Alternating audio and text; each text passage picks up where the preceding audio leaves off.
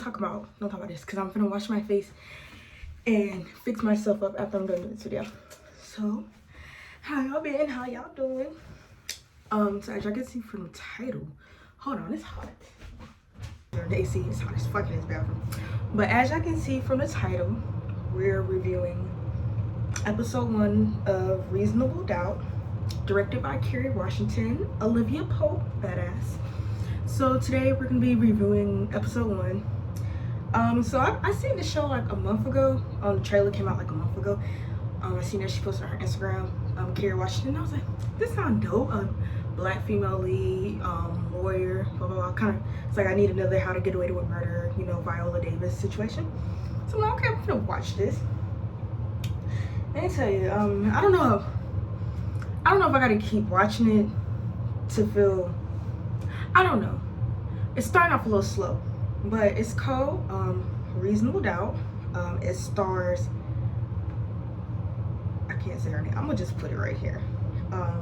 She plays Jack Stewart, the main character. I'm gonna tell you about her. You got Michael Ealy, fine ass in there. And y'all know Derek from Hit the Floor. And Sean Patrick Thomas, the guy that played in the barbershops, the one that drunk Terry's apple juice. Where the fuck is that goddamn apple juice? Who drank my apple juice? I'm so sorry. For these reviews, I never wear my glasses. Do I look sophisticated? Do I look like I tell stories? Like, do I look like a movie reviewer?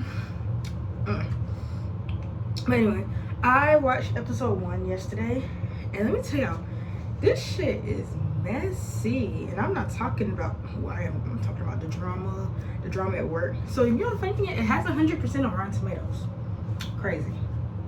But so the synopsis of the series is Jack Stewart is known to be the most brilliant, fearless defense attorney in Los Angeles who bucks the justice system at every chance she gets. She's just for questionable ethics and wild interpretations until she gets what she needs. So I made a task to write down everything that's been happening in that episode. So as I told you, the people that star in there and stuff. So the episode starts off, and then there's a part, it's like a flashback. Somebody is holding Jax, the main character, at gunpoint, got her tied up, got a gun. She begging please don't kill me, da da da da da. And it's a mysterious guy holding a gun up to her. We don't know. And then it flashes dark, and you hear a gunshot. So somebody got shot. It was a warning shot. But then it flash forwards to Jax. She's at home, taking a shower, blah blah blah. We found out that her kids, well, more specifically her son, is fucking mad as shit at her because mommy and daddy are fighting. So they're doing a trial separation. So daddy got his new own apartment, and mommy's still living in the house. You know how that happens. Most likely the sons are most affected by it. So him and his mom don't see eye to eye. The sister's cool. No, sister's alright. But we get to her going to work. And she finds out one of her clients, Devin McDonald, some basketball player. This is the way Jax has no filter. She gives no fucks, and I like that about her. She said she got this. So this girl accused of being raped, but Jax isn't she an Instagram thought? And Jax wasn't having it. She's like, I don't believe her, but she's like, you want us to believe that he raped her because he made her uncomfortable? It was just so weird how they worded this shit. But they said the girl felt uncomfortable, and I guess he was saying that he raped her, but he's like, no, I didn't rape her, but maybe she just felt uncomfortable. And I'm just like, I'm still confused about that. But they said that the lady tried to make that she did something to her, and turns out at the end of this case, turns out they sent a text to her and show her little fucking true colors. It's like, baby, I'm sorry. Not baby, I'm sorry. Baby, I'm gonna take you out to eat or something. And she's like, okay, I'm so sorry about that. The lies I spewed, blah blah blah. So they basically entrapped her and got her looking stupid. So now the IG thought look real stupid now. But what I found out is that she's the only black female lawyer ever for her. There's one white lady, and the rest of them white guys. So So I'm not gonna talk about this. It's not really important, half of this stuff. So she gets back home. Her husband hired a fucking bodyguard because her clients might, the clientele is like, they might think people are gonna retaliate her because she's luring up being her lawyer. So he hired this guy named Will as a bodyguard. So the reason why they not together, her and the husband not together, because the husband gave her an ultimatum. He felt like she didn't really talk anymore. She didn't talk about, he wanted to know how her day was, and like it really wasn't clicking anymore. So the ultimatum was, what it is. It's always, the job or him, and you already know what she chose, the job.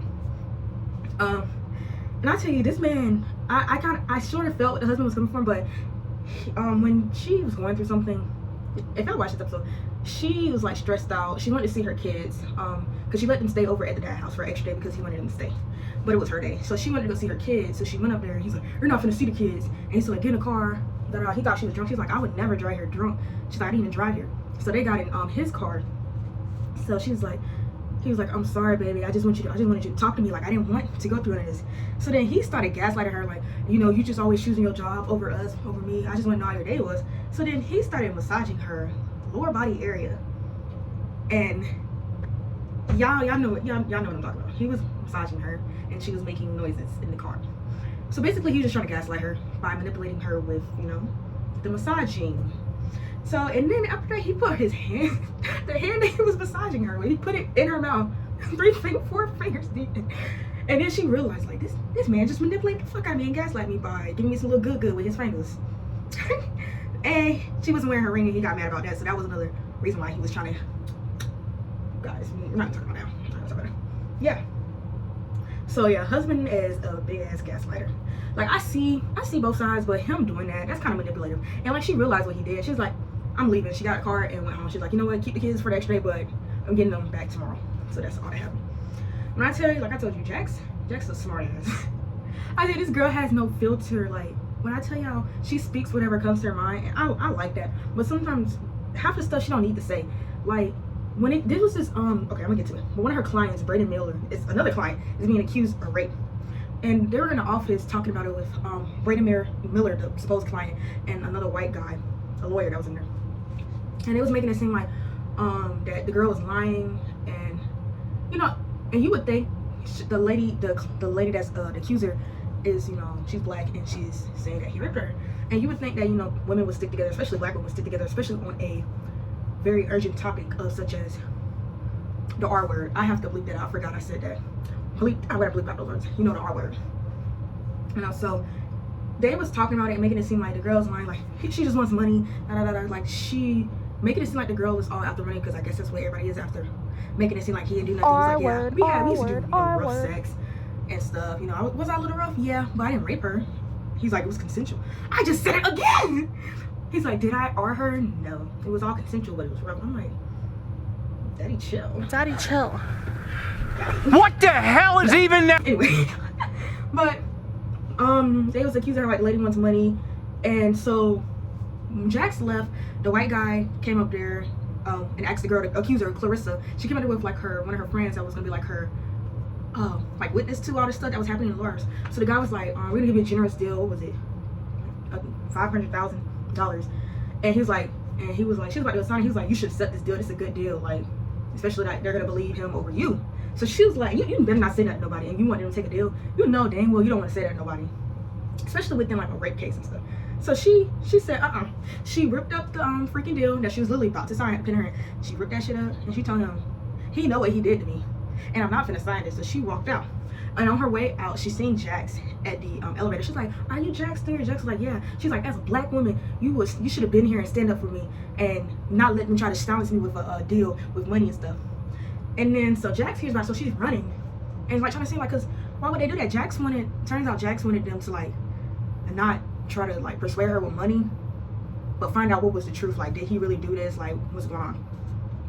But a few moments later, Clarissa suddenly dies. The accuser lady, she dies out of nowhere, which is shady because when Jax went to go talk about it, Braden was like, "I'm gonna take care of the situation." When she ripped up the deal and Jax found out, and she went to go tell him like, "What happened?" He was like, I know what she really wants. I know how to handle this. He's like, I'll talk to you later. And out of nowhere, the lady dies. And you know, you see in the trailer, like, he's the one that's gonna be like the main case after this because the lady done died. So interesting.